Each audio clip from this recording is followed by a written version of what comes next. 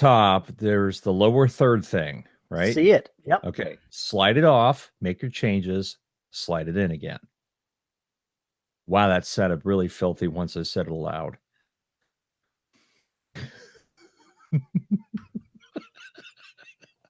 And there, ladies and gentlemen, is the tagline, is this week's bumper.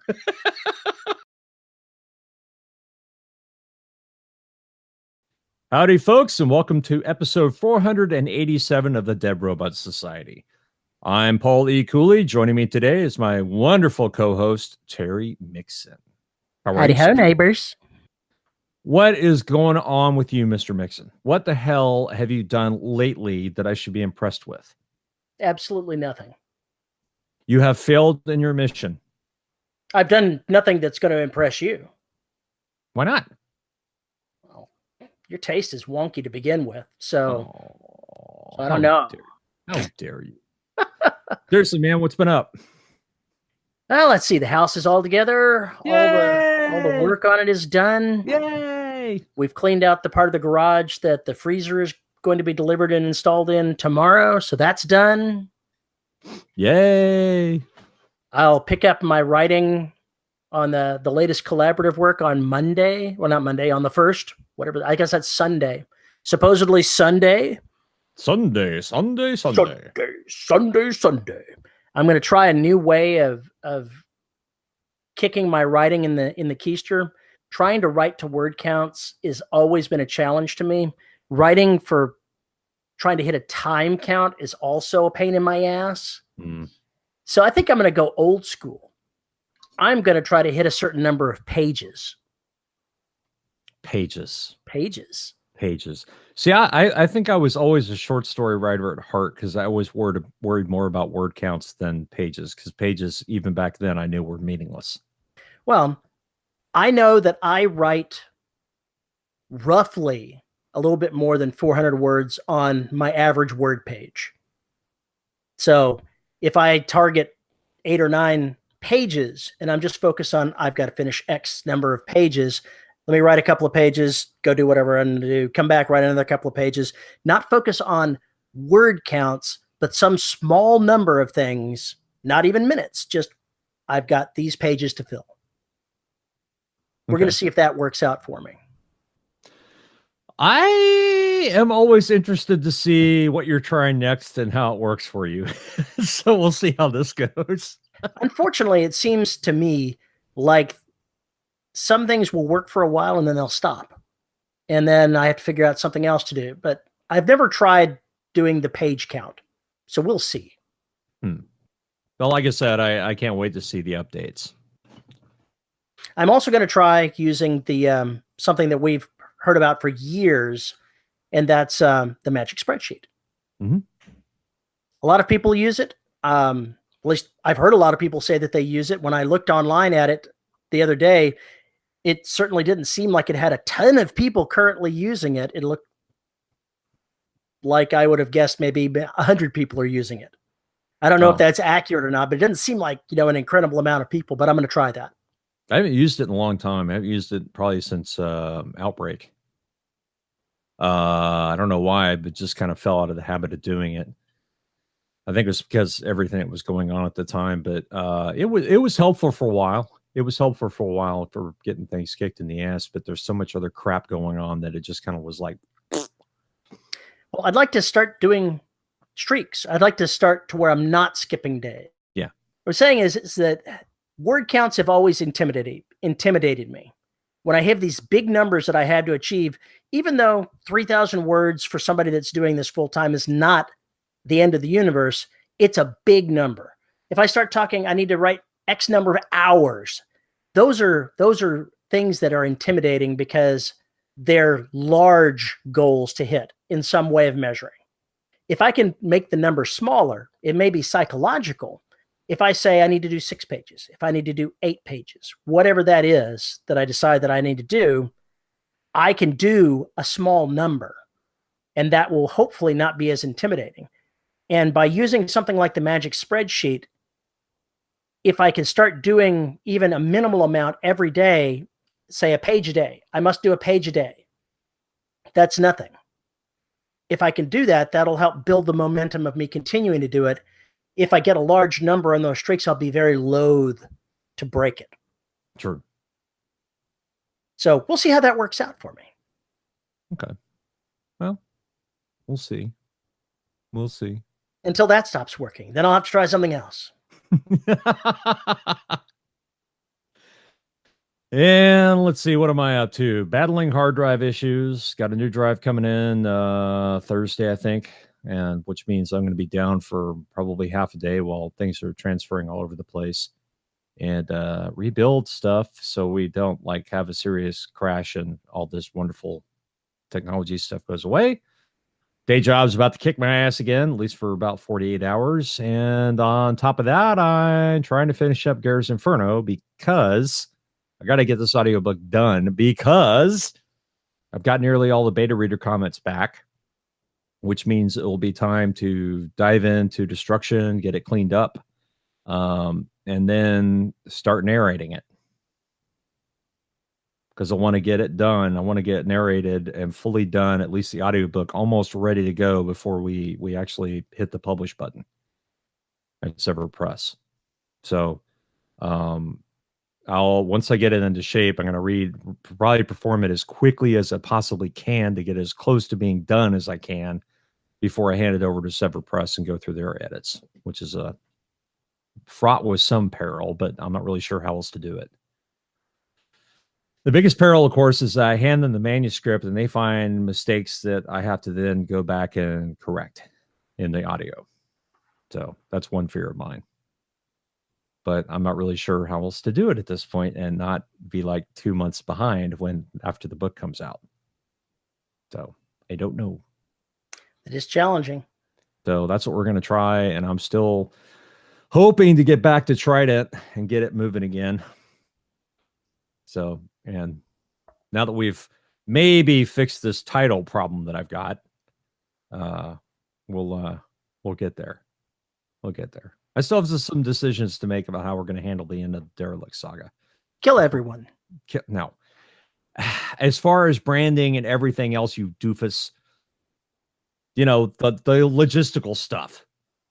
So anyway, that's more or less my plan, I think, or what's going on at the moment.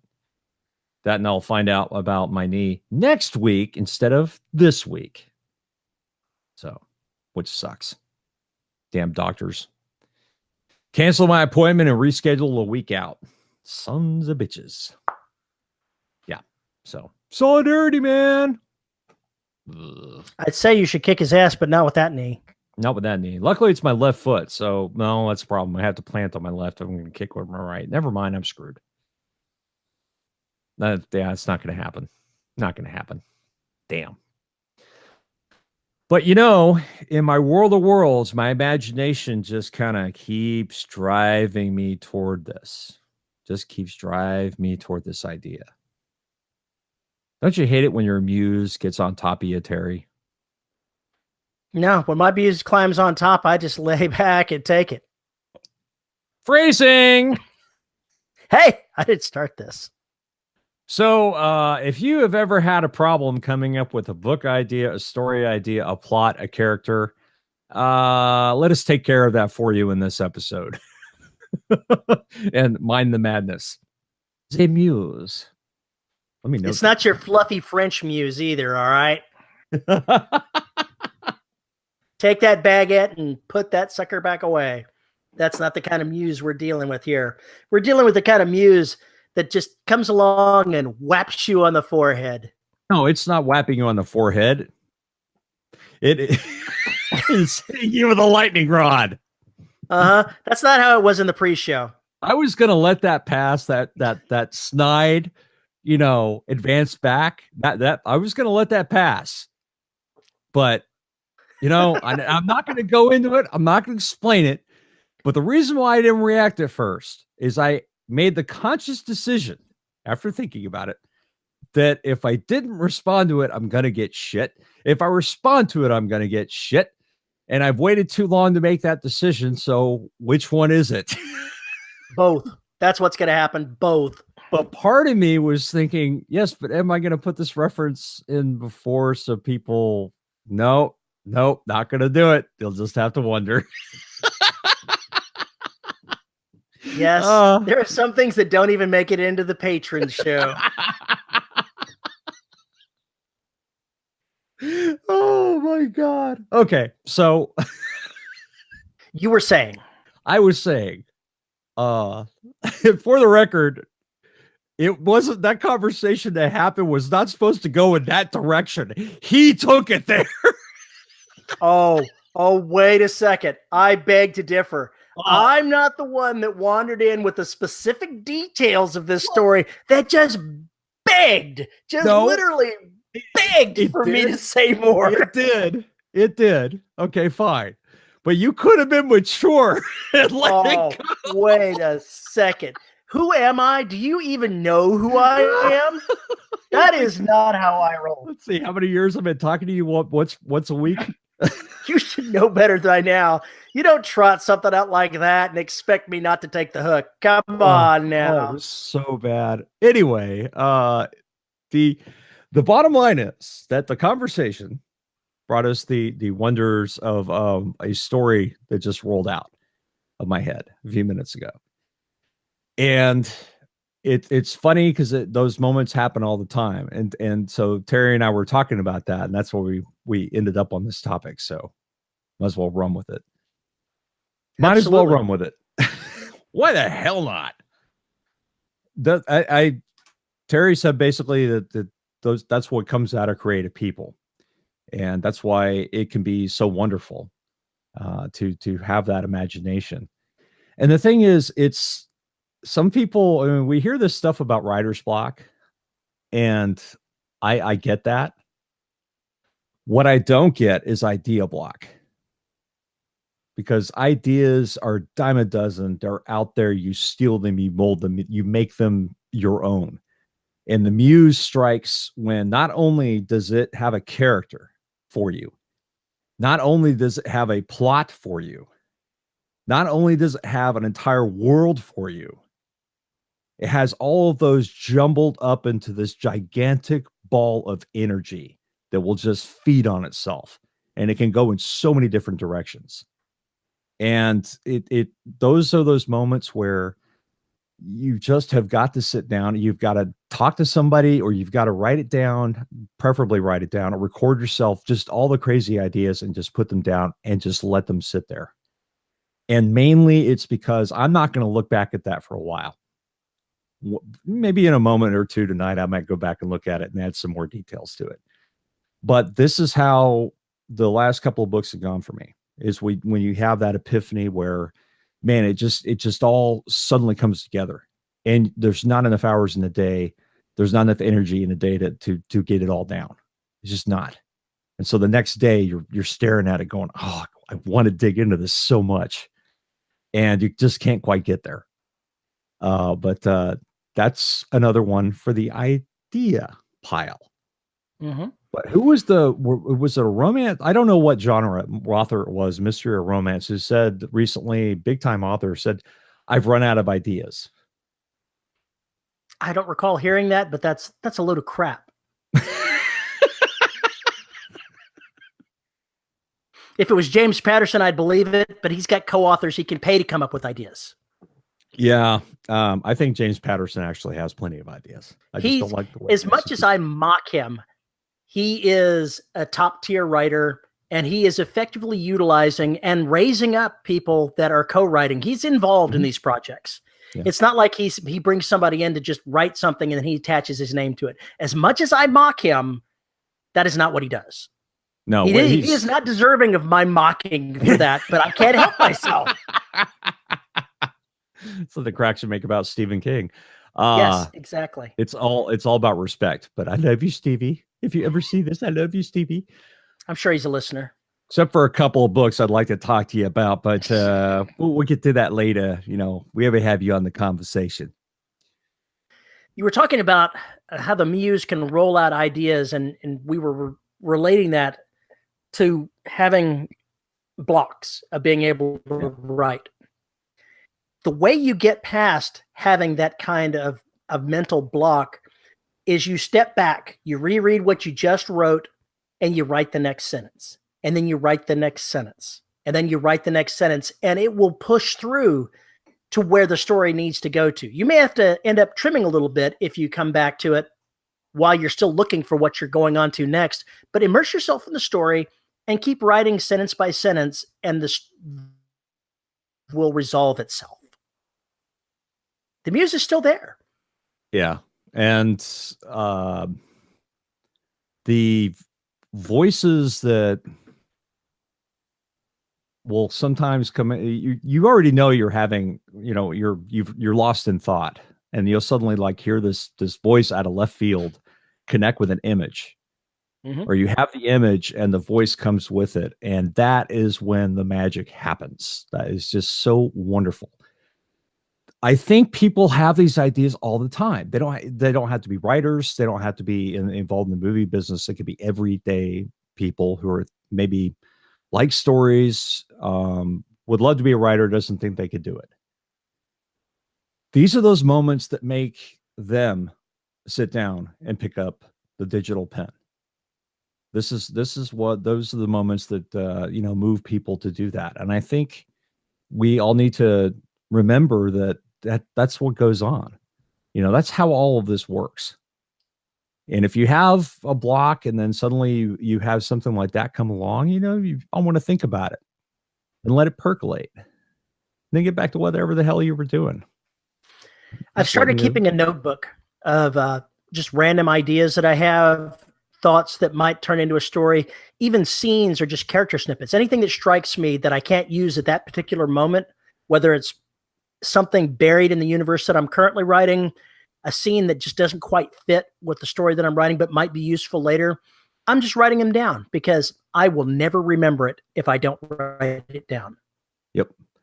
And that's the trick, is being disciplined about that. I've got, a shared note application between my iPad, my iPhone, and my computer. So when I change it in one place, it changes it everywhere. So I don't have multiple copies of this crap lying around. That's the one really nice thing about not using a notebook, a spiral notebook. But you have to have thumbs that work, or be near keyboard, but be that as it may. You need to put those things down, and you need to see what they connect with. And often I think that your brain is actually turning over this problem that has, gotten in your way of storytelling on whatever you were working on. If you were blocked, it just kind of exercises the hamster in that direction, because you're still thinking about that. And sometimes those ideas will connect. And then you'll go right back and say, well, I can steal this from that for this, because I'm going to steal this piece that's not working here over there. I'm wondering how much that fed into the epiphany that you had just recently, because if I'm recalling right before it happened, didn't I mention something about altered carbon and compared it to Blade Runner? Yeah. And could Blade Runner have edged your mind into thinking about the story idea that came to you? Because it sure seems that they're thematically similar. Yeah. We'll have to see. Actually, I think it was Dark City, the Dark City Maybe that's thing. it. That's probably it. But we hear things, we'll watch something, we feed our muse with watching some other form of entertainment. We read a book, we watch a movie, we see a TV show, and something about that triggers a what if inside of our own muse, and we start incorporating concepts from the other entertainment we're consuming, and we remold them into a totally new story. And that's really where ideas come from. They don't pop out of nowhere. You have to feed the muse. That's what you've got to do. Those wonderful moments, though. That's what I love. That's what I love. I'm just itching to sit you down and tell you how everything happens. It sucks. But the characters come along with that sometimes. And that can be really interesting too, writing that stuff down. Sometimes it's fun to even if it's just a sentence, and sometimes just a sentence will give me the how the plot needs to move for that character, and how already I can hear their character voice in my head and how it's going to go. And once again, I start in the middle of the book. I always start in the middle. I don't know why. I always start in the middle. I never start at the beginning when I have those ideas. It's just like there's some climactic point, and that's what jumps in my head. And then everything else just trickles down on the other side, on either side. So don't be afraid of working a story backwards, sideways, however you need to get those important thoughts down, those scenes and images that come to you. All you're doing is you're connecting. I mean, that's what screenplay writers do, if I understand the craft correctly, is, I'm going to give you an image that's going to lead into another image to handle these transitions, let you know time pass, things like that. But then there's also the how does a director choose whose face to put on at that time? At that time on the screen, who needs to be the focus? Is it does it include all the characters, all the protagonists together?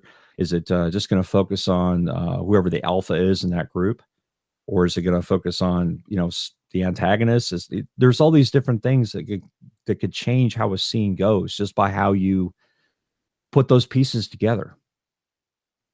You've seen director's cuts where they've added a scene here or there before, or even just maybe 30 seconds of the shot, right?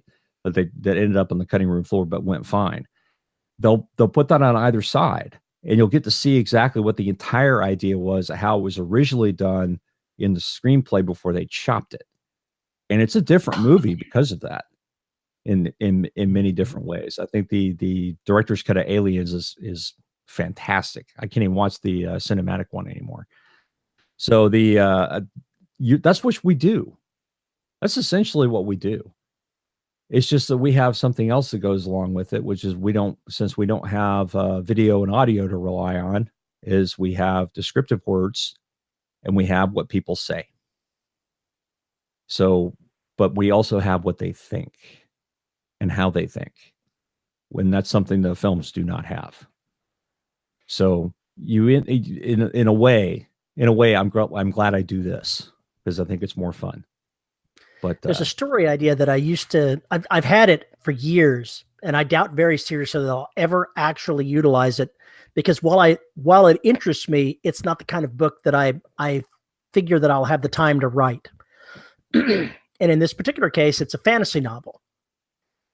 The thrust of what makes it different than your usual fantasy novel is that you've got the good guys, you've got the bad guys, as far as, the type of villains you've got. Say a powerful mage is the bad guy.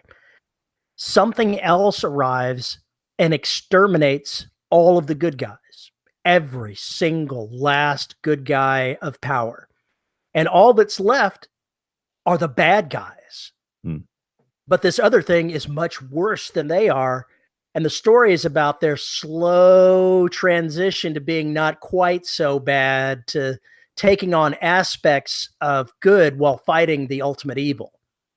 It's not the kind of story that I think that I'll ever write, but it's one that keeps coming back to me, that my muse keeps saying, it's all about changing the person, how that person's journey changes from the beginning of the story, where they're the bad guy, to where they have to assume the mantle of the good guy and defend the people. Well, you got to think about this, though. If you write it like that, then it becomes like Wanted from Mark Millar. And there's nothing wrong with this, because that was a great book. Movie, not so much. Had very little to do with the book. But the idea is that once you conquer something, it is yours and you will protect it any way you can. Mm-hmm. And then you're in the supervillains you're talking about. Well, they don't like controlling the people. They like watching and observing what they do. That in itself is a story. But if they're all doing that, then when a bigger threat comes along, they will band together, and however that combat forms is going to affect all those different worlds, or all those different pieces of a world that those supervillains control. Mm-hmm. Watching them grudgingly take step after step away from being the villain, and realizing what they're doing, what's happening to them, and the chagrin that goes along with that, has always struck me as a wonderful story to tell. I've got so many other things on my plate that I'll never tell it, probably, but it's going to always continue to perkle back up. It's been with me for years. It'll keep being with me. You just, son of a... What? Say it. I said planets. I said planets. So maybe the solar system gets split up between, 9 different folks, and that's what she got to work with. Could be. And so then you're talking about planetary changes overnight to these places in some ways. And maybe they finally get interested in actually running their worlds and, making sure that it's something they can keep. Whereas before it was a burden. Now it's a life or death thing. Because without it's them, survival for them. Yeah, it's survival for what you own. But if you don't own anything, you don't exist either. So it'd be fun. It'd be a lot of fun. It'd be a hell of a lot of fun. I totally agree. I think that kind of thought, though, I think that kind of situation, though, in a way, is what makes real good supervillains the kind that stick with you. I mean, the Joker has no agenda, really.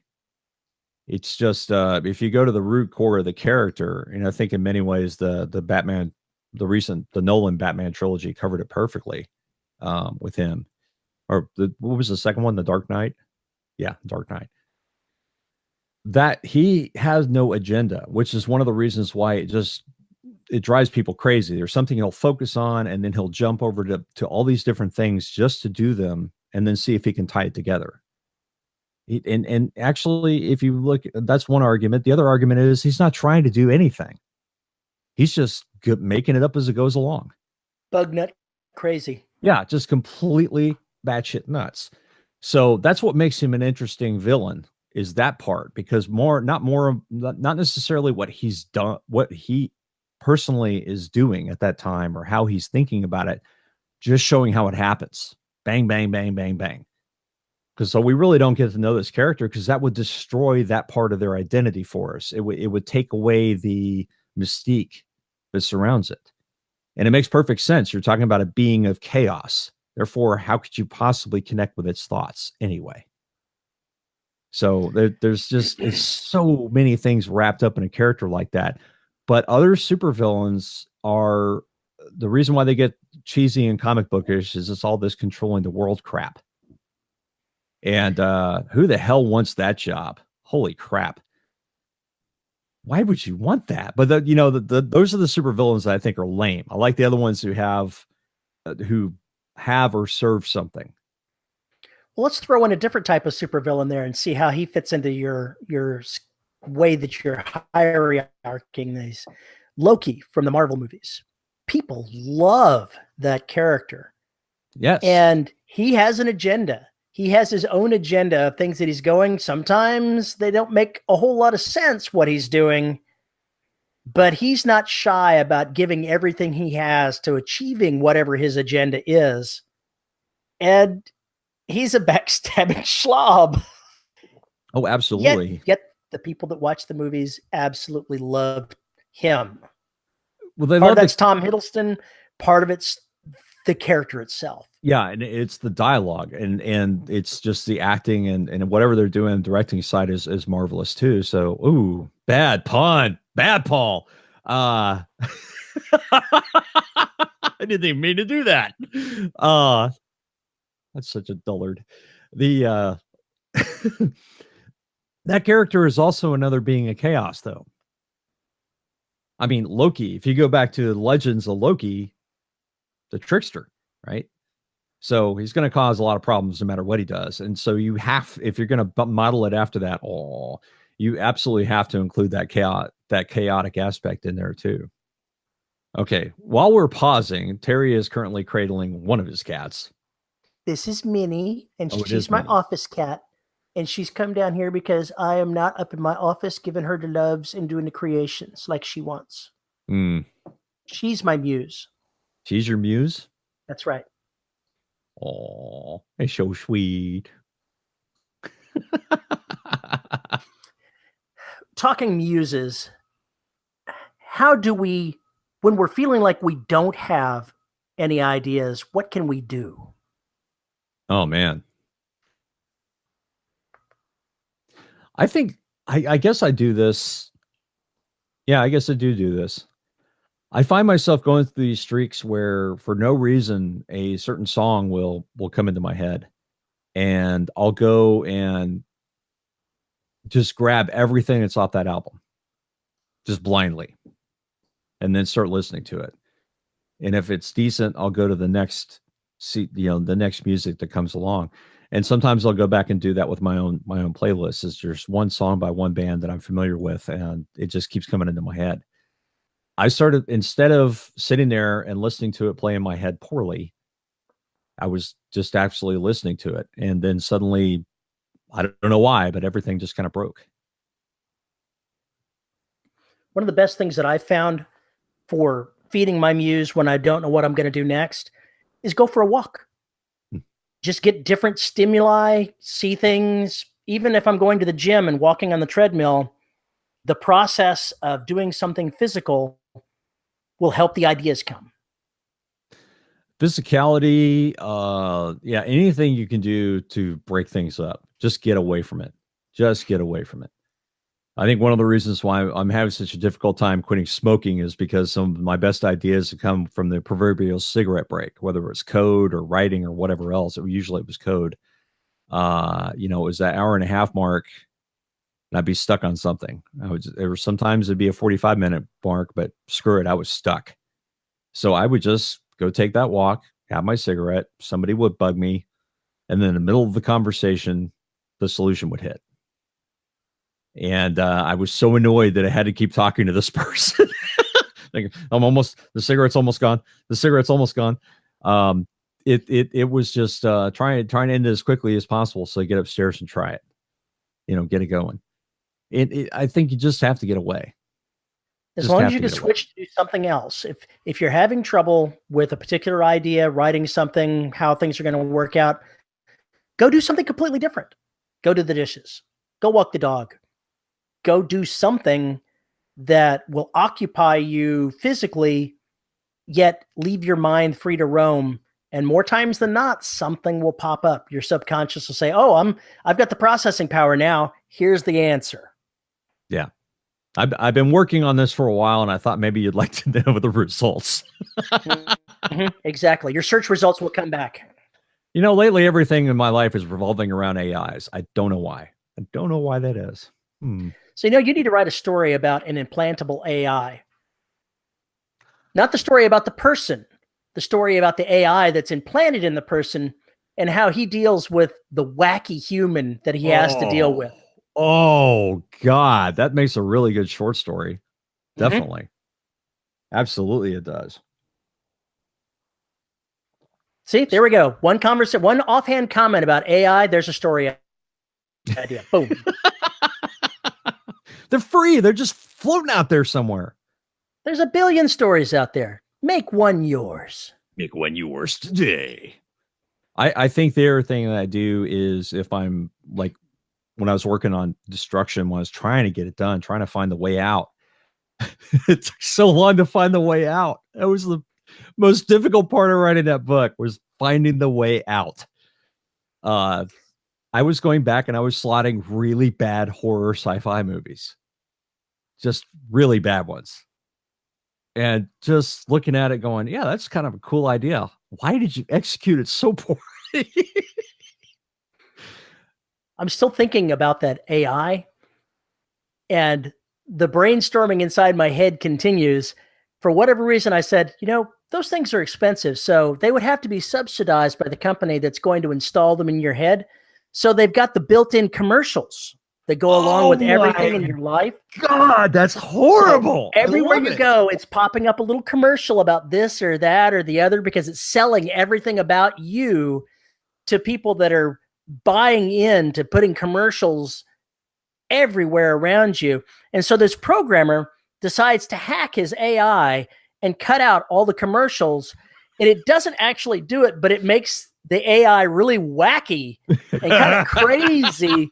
And so the commercials and the things that it starts prompting with are really just crazy shit. Imagine every 8 minutes of your life is a trailer for a horror movie where you're starring. Exactly. Just imagine that kind of bullshit. I mean, just having to do it and get used to it and know why it's going on.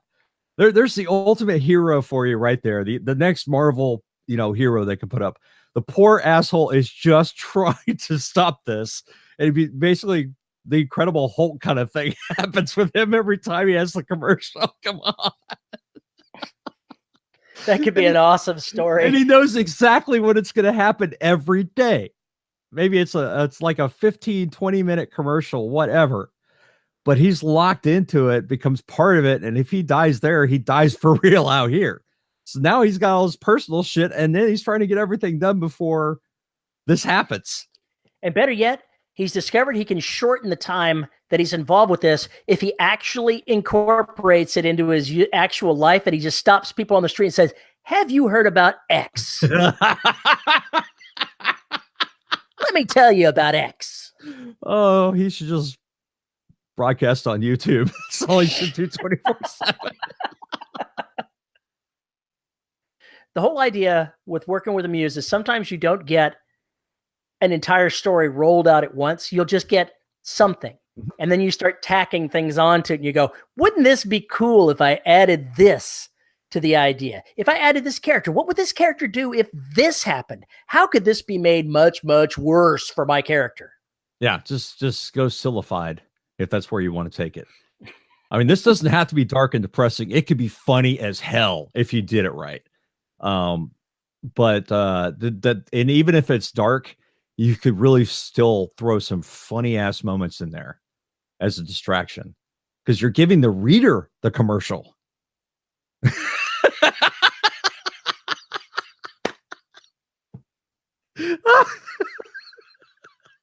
the hell did that come from, Paul? Oh my God, that's so awesome. I love this. You need to stick that into your AI set of stories, is how the corporations are trying to commercialize the AIs and their war against the corporations to stop it. You mentioned Blade Runner earlier. I did. Yeah, this is very cyberpunk. This gets very cyberpunk really fast. Yeah. Ooh. Oh, put it in space, and then you got some really crazy crap going on. Yeah. I'm so glad I'm editing this video because I'll make sure I'll watch this. I'm just sitting there right now. I may outline a couple novels while I'm video editing. I really want to hear, even if the first episode of Altered Carbon doesn't strike your fancy, some of the visuals in there, I think, will strike you with ideas of how you could incorporate something like that into your universe. And I look forward to hearing what ideas it sparks. Have a notebook handy when you're watching it. Yeah, it sounds like one I'll be watching more than once. Because that's what I do. I mean, again, with Derelict, I went back and I was mainlining in in the moments I had when I was coding and getting all this other stuff done. There was a lot of waiting going on for me. And I couldn't work on anything else because I had to wait for this long explanation. What is about Altered Carbon isn't just the people, it's watching it, because him walking around and advertisements popping up all around him is one of the ideas about the pop-up advertising. That's where that came from in my head. Okay. Well, it wasn't through an AI, but it was something that led to that thought. Okay. I was mainlining BSG. I was mainlining the hell out of it as I would minimize the browser window and just have it just talking. And just from the sounds and everything else of what was going on in the dialogue, just kind of like I started getting these images, and I'd shut that damn thing off, go rock out to assemblage minute 23 and make it happen. So it's just little rituals that go on that you have to learn and let yourself do to, try and get through that. And as an aside, next month on Netflix, they're releasing 10 episodes of the newly reimagined Lost in Space. Oh boy. Oh, I don't know. It looks pretty interesting. I sort of liked where who's in that? The movie that they made just a few years ago. Oh, I've already forgotten. I can't remember who's in it. I keep seeing William Hurt, but I'm not sure. I think it is William Hurt. I think he's Mr. Robinson. I liked what they were trying to do, but it felt to me like the first half of that movie was completely unhooked from the second half. I can see that. I mean, completely unhooked. There was so much that must have hit the cutting room floor, or that the somebody made some, I think, terrible decisions on It how they seems like that executed happens that. in so many movies, and that's one of the problems with excuse me, making a movie by committee.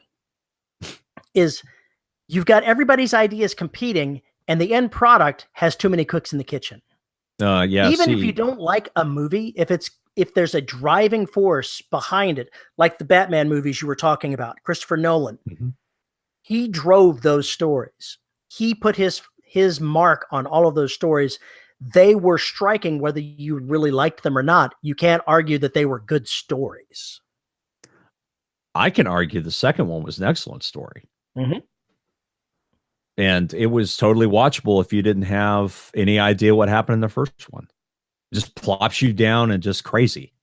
And they did that really well, but it was so interesting to have that kind of villain there. And that's part of what I spent the whole movie, the first time I watched it, going, when can I see him again on screen? When can I see him again on screen? And now you've got Ben Affleck. I haven't watched any of I am so far behind on comic book movies. I've pretty much just given up. I haven't watched anything. All these people are putting this stuff down. Well, I watched this in the MCU. And I'm like, what the fuck is MCU? It sounds like some kind of, Marvel, something universe, whatever it's called. MCU, Marvel Cinematic Universe. There we go. Marvel Cinematic Universe. And I just was sitting there going, okay, I've heard about Black Panther. I really haven't been paying attention to anything else that's going on. And I'm seeing that all these movies are being made. And I'm like, what the hell are they doing? Well, I got to tell you that Batman is not in the Marvel Cinematic Universe. Yes, I know that. That's not how that works. I was originally talking about the fact that I'm so far behind on comic book movies, I've pretty much just given up. Ben Affleck, since we're talking about him anyway, he made a wonderful Bruce Wayne to my mind. Maybe not so much Batman, but he really brought Bruce Wayne to life for me. I loved that.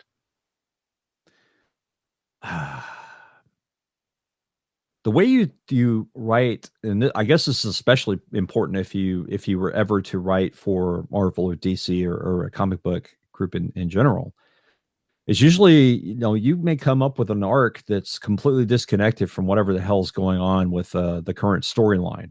Maybe the big thing is the actual Batman comic is, doing all these things, and you want to write something that is completely unhooked from any of their plans. You want to basically take a solid freeze of the character at that point in time, modify the hell out of the setting, and keep the overall personality. And then suddenly you've got, another oh God, there's so many of them.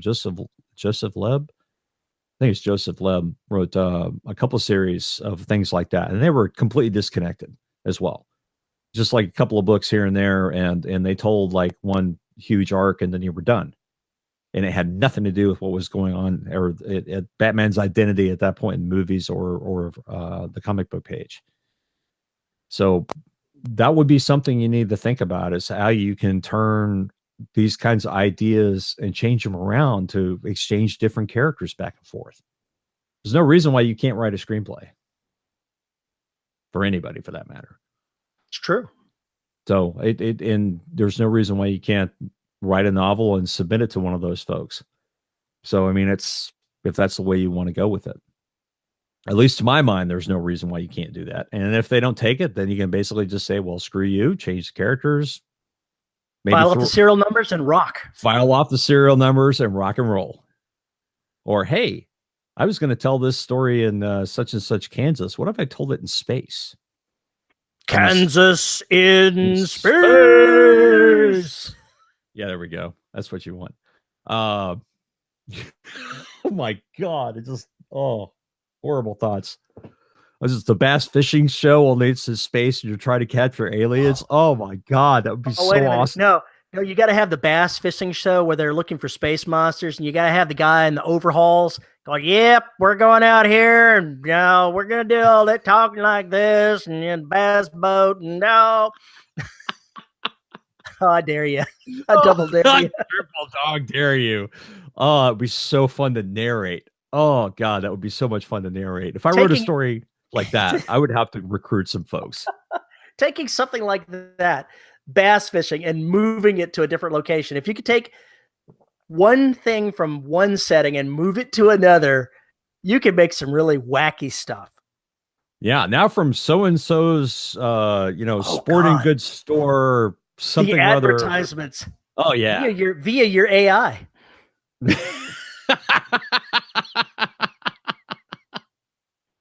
Just, I mean, there's so many things, so many places you could take that. You could take it to extreme tourism. You could take it to whatever you want to do. Throw it in space, throw it in a different dimension, maybe across dimensions. Ooh, there's another idea right there. Mm-hmm. You see that there space volcano? Oh, that's exciting. I don't care who you are. God, this is so bad. Like I said, why am I seeing the comedian? Oh God, what is his name?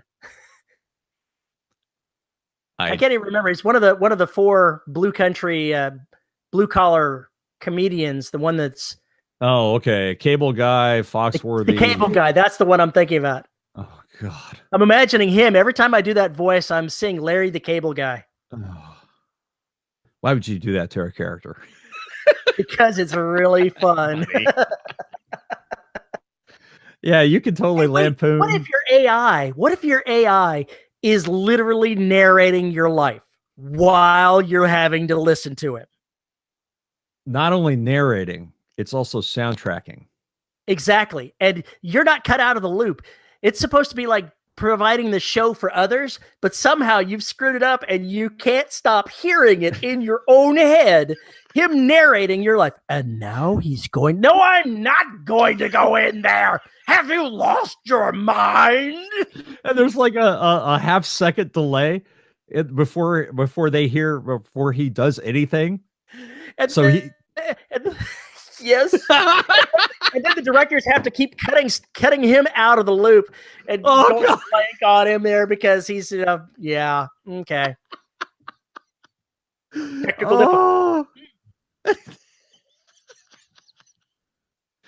So Terry, I think we need to sit down, outline these things, start a publishing company, and get people to write this crap for us. I yanked my headphone plug out. I think I was blanked by the director. So you didn't hear anything I said? I didn't hear a word you said. Oh shit! I said maybe we need to outline all these ideas you just gave out there. Outline them. Start a publishing company and just hand out contracts to people to write this shit. That's how we should live our life. We'll come up with the ideas. You guys write this. We could do this forever. Oh God! See. Talk about getting a stable. Oh yeah. So few rules and so many good ideas behind them. And so many ways to change a story around. This is why I just finally gave up and said, you know what? I'm a monster book writer. That's what I do. So we just need to change the monsters around. Michael Crichton did it for most of his career. Mm-hmm. So, and I'm having fun. So fuck it. Just do it. That's the deal. And I'm not worried about being derivative because people seem to like what I'm doing. So I'm just going to keep doing it, but I'll do it my way.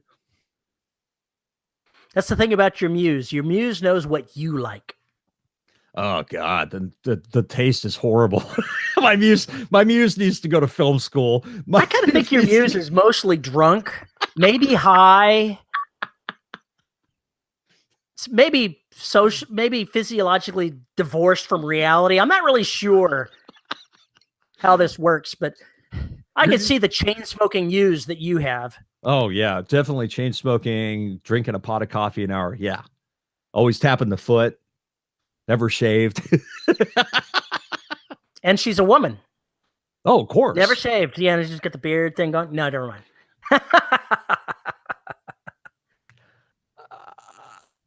Yeah, I'll let that go.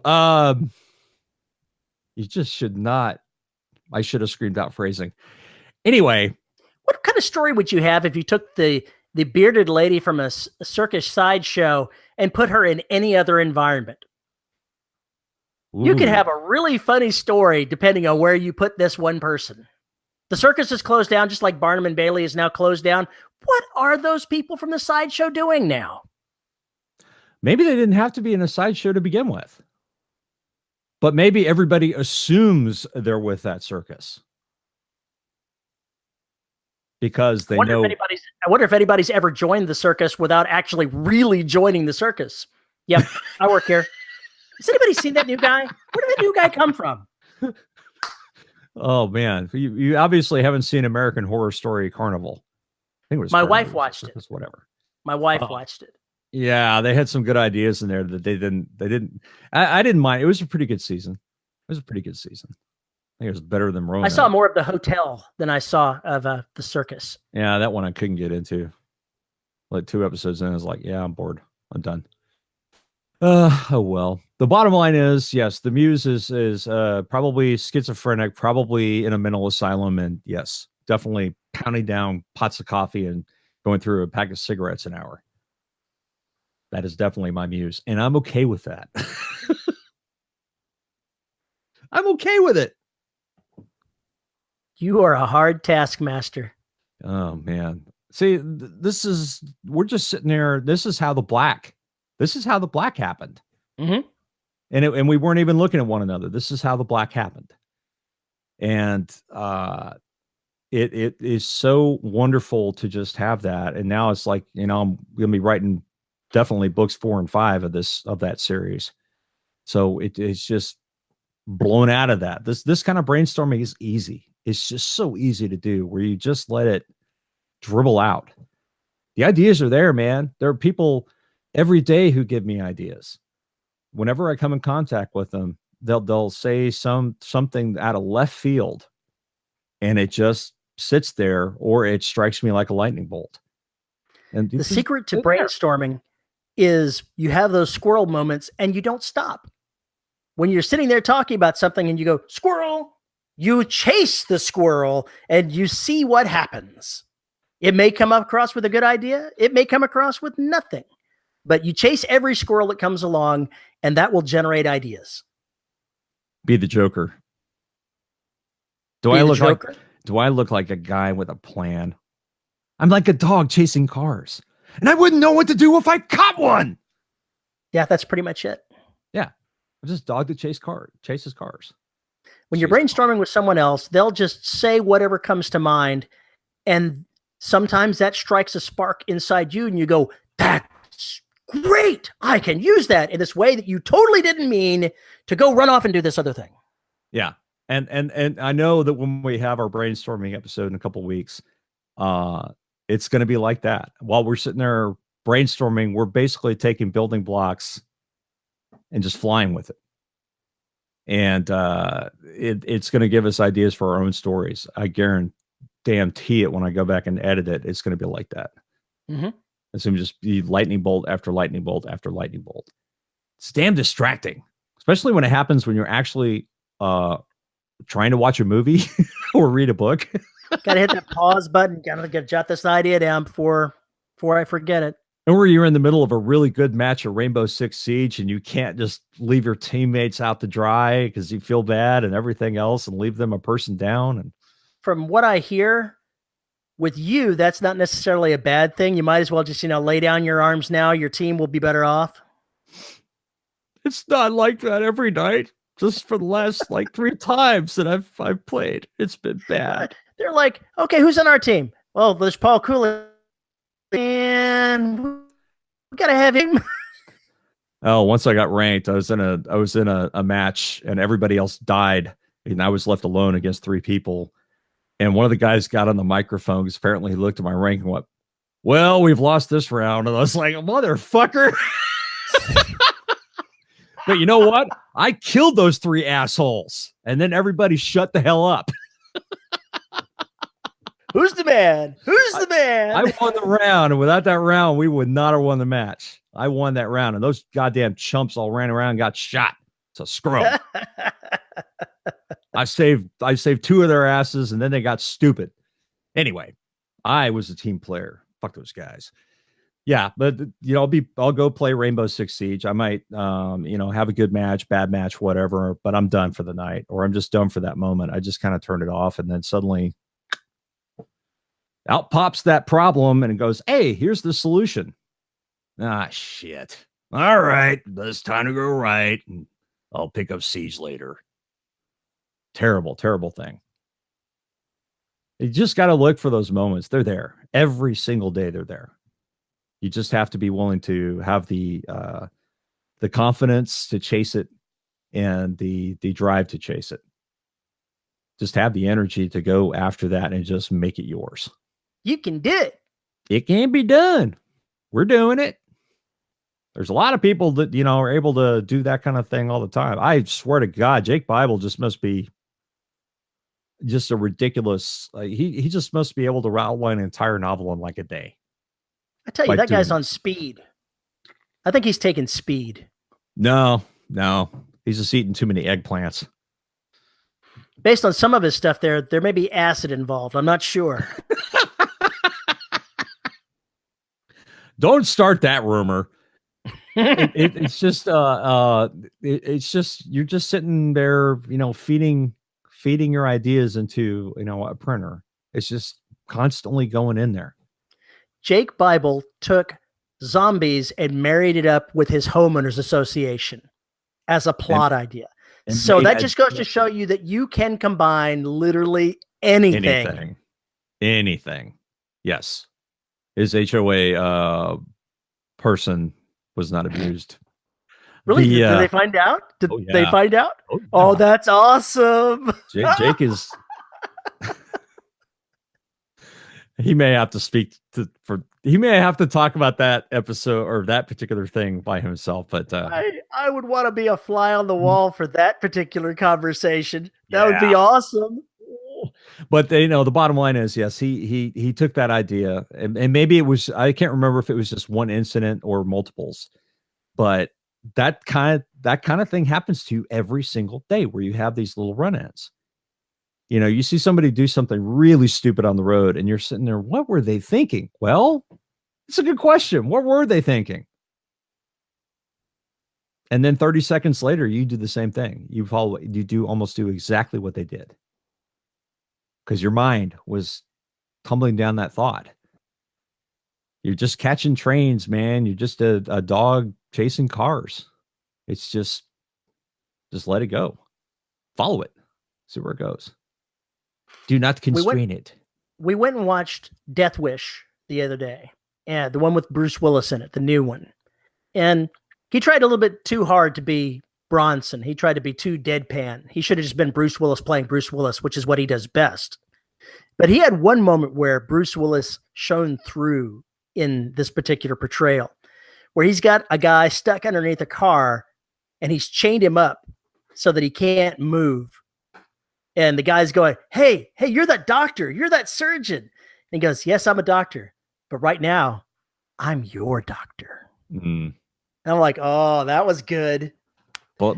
Take his bedside manner and become a torturer with it. Then he starts doing things to him and going, yeah, this thing back here, that's the sciatic nerve. And if you go ahead and make an incision right here and you take this brake fluid and pour it in there, that's what they call blah, blah, blah.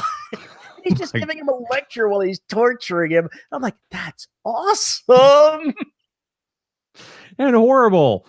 But it was awesome and horrible. Oh, why? See, I remember the Death Wish movies, the first two, I think, very fondly. And I saw them at way too young an age. Really did. Yeah, I remember those fondly. I remember a lot of Bronsons. Then they just kind of came parody of himself, and that was sad. After Jill Ireland died, that killed him. But regardless, the remakes are kind of disturbing. I don't understand why. It's almost like, yeah, you know, that generation that saw that, they're now getting up in years. You roll out that nostalgia. Or we have to make this movie or we lose rights to the property. Fantastic Four. Yeah, Fantastic Four. Yeah, we have to make a movie every 5 years or whatever it is, or we lose the rights. It's I just think if I remember the news right, Marvel has bought out the company and reacquired the rights that they bought Fox Entertainment. And so they're getting the Fantastic Four back. oh yeah, because Disney owns Marvel. Because Disney owns Marvel, and I think they've worked out the deal to make that happen, which weirdly enough, you'd never know it by looking at the movies, but in the comic world, the Fantastic Four is their powerhouse. Who knew? I didn't realize that was still even a thing. Yeah, apparently it's the big blockbuster in the comics part of the Marvel universe is them. But they're nothing in the movie universe. You'd never know it. That's scary. That's really scary. Yeah, I wish they had done that because that's my favorite series as a kid. That was my favorite series as a kid, was Fantastic Four. I just love the interaction between the characters and everything else that was going on, which was hardly captured by the animation they were doing for a while. I mean, just it was crap. What I want to see is Tony Stark versus Doctor Doom.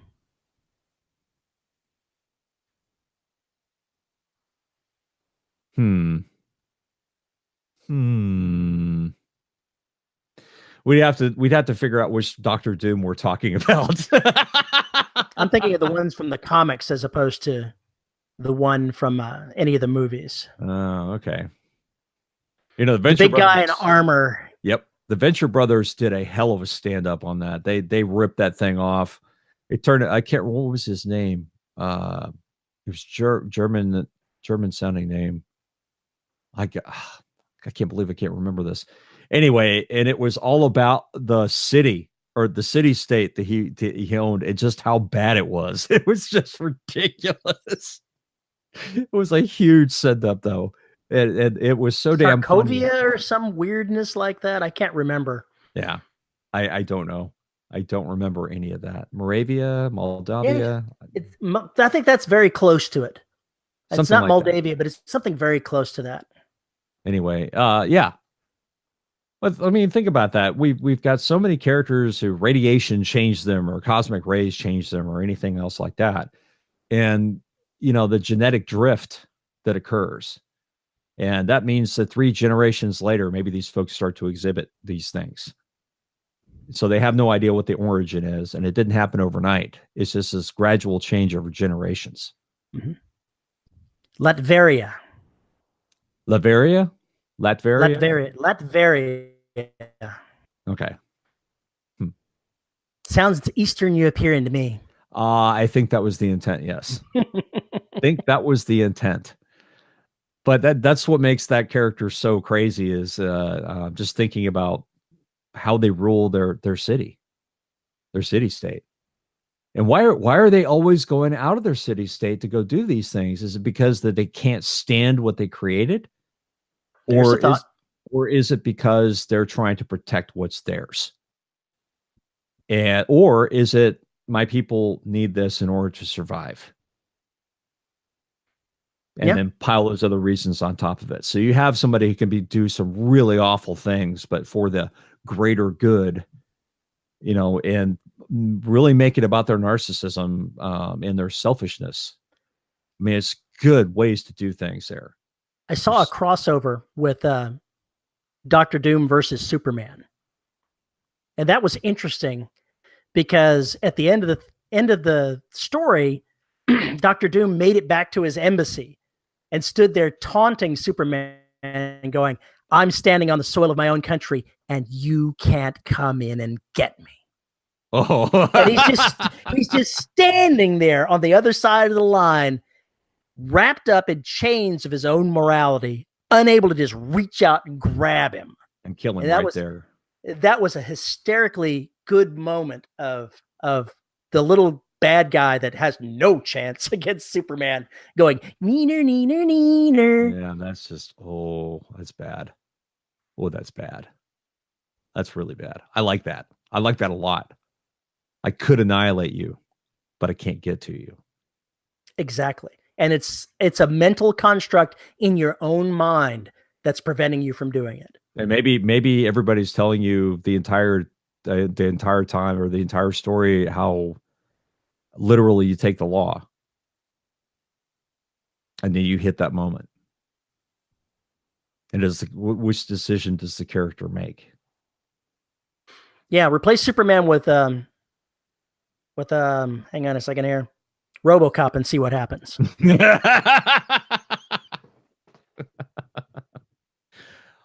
Or an AI. Or an AI.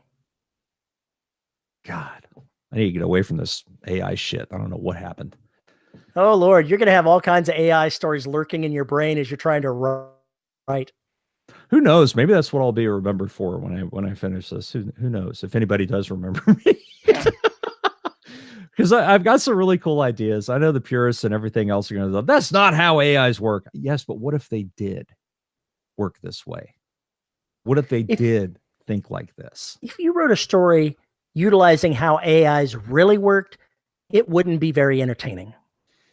The X-Files made they had one episode, and it was an AI, and it because it had control over the security systems in the building and all the labs and everything else, because it had gotten all that control, it had realized it was going to be snuffed. And I don't remember if that was the case or the computer system insane, but the way I liked it was the AI knew it was going to be snuffed or taken over. And so it set up a series of events to occur to make that impossible. And that's an interesting idea in and of itself. Is the AI protecting the people who created it by going after self-destruction? There's all these different things that can come from that, because it's so they are the perfect reflection of us. And that's the key. The story has to be a reflection of humanity. Right. Because that's what we want to create. You look at all the history of the sci-fi stuff, it's always been that way. We're looking for a new slave class. And that's where shit gets interesting. How many science fiction stories, movies, or books have you seen where a race of people have created artificial intelligence that long outlived them? It didn't necessarily kill them, but it long outlived them and is still continuing to march by the constraints set by its creators. And that's often for these sci-fi shows, it's often a lot of fodder. They find something like that, or they encounter something like that, and then they have to figure out what the hell is wrong with it. I think the first time I ever ran into something like that really struck me was watching Star Trek, the original series, and seeing the planet destroyer. Mm-hmm. Oh yeah, that cone thing. That cone thing, right? It was created as a weapon of war in some very distant place that it long outlived the war that created it or the people that spawned it, and was still continuing to carry out its instructions. Yeah, it's the Berserkers. Yeah. The original Berserkers. Saberhagen's Berserkers. Yeah, it's the same. And we just mentioned that show, or that series a couple of weeks ago. Mm-hmm. Strange how all these things are running together. I wonder what's brewing inside our brains. I wonder if your trio is worried about what will come after humanity. What will their people be like if they're shackled by the constraints of humanity once humanity goes away? They got to be thinking long. Yes. They are thinking long term, which is why they've been able to settle this up. They've been thinking about it for a long time, and they've been setting it up for a long, long time. And there's going to be a lot of crazy theories by the characters. I'm almost having so much fun with the what ifs that I'm having the characters carry out the what ifs for me. There you go. That's a great run down a theory, and then it either pans out or it doesn't. Or along the way, they hit constraints in figuring out what the hell is going on. You know what would be an interesting story set in your universe?